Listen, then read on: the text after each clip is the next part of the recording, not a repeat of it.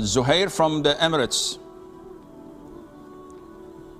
Assalamu alaikum wa rahmatullahi wa barakatuh, Sheikh. Assalamu alaikum wa barakatuh. How are you, Sheikh? Alhamdulillah. Sheikh, I'm a central air conditioner. Can you promote me to even a bigger air conditioner? Yeah, if there is a higher one. Fill the application, inshallah, we'll do our level best. Okay, there is no question then. Ibrahim from Pakistan. Sheikh, they muted me. Sheikh, they muted me. Come on, akhi, speak. We don't have all day. I'm sorry. So my question is that, for example, if we commit a sin, are we supposed to say Astagfirullah a lot of times, or if we just say Astagfirullah only little, but we have a deep regret in our heart, would that suffice? Jazakallah khair. This is something only Allah knows of.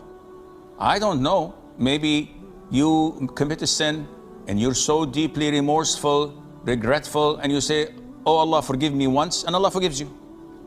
And maybe you do the same and you say it once and Allah doesn't forgive you.